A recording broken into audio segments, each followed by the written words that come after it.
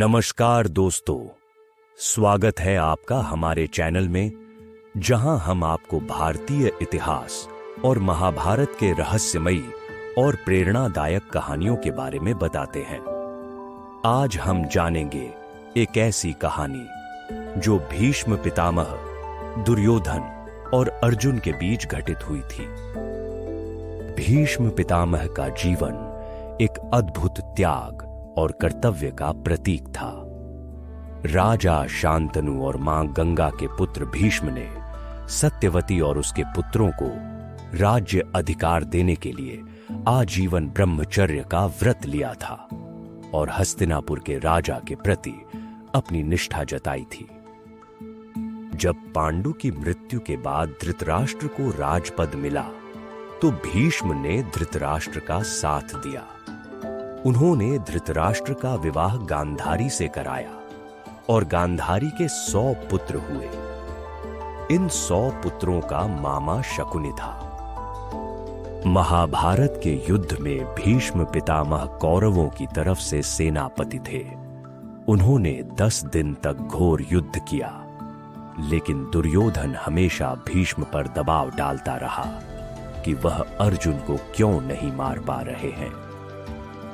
एक रात दुर्योधन ने शिविर में भीष्म पितामह से कहा, मुझे तो आप पर संदेह होता है पितामह कि आप हमारी ओर हैं या पांडवों की ओर। भीष्म पितामह दुखी और क्रोधित हो गए और बोले, दुर्योधन, जब तक मैं जिंदा हूं हस्तिनापुर की हार नहीं होने दूंगा।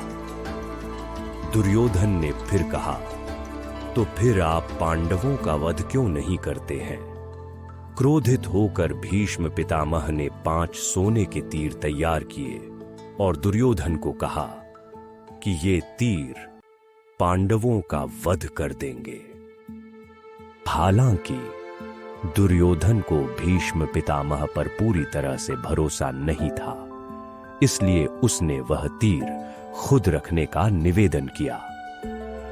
पितामह ने उसे अनुमति दे दी और दुर्योधन उन तीरों को अपने शिविर में ले गया। उधर पांडवों के शिविर में यह खबर पहुंच गई। श्री कृष्ण ने अर्जुन को सारी बात बताई और उसे दुर्योधन से तीर मांगने की सलाह दी। अर्जुन ने दुर्योधन को याद दिलाया कि उसने यक्ष और गंधर्वों से बचाने के समय वचन दिया था कि जरूरत पड़ने पर वह कुछ भी मांग सकता है।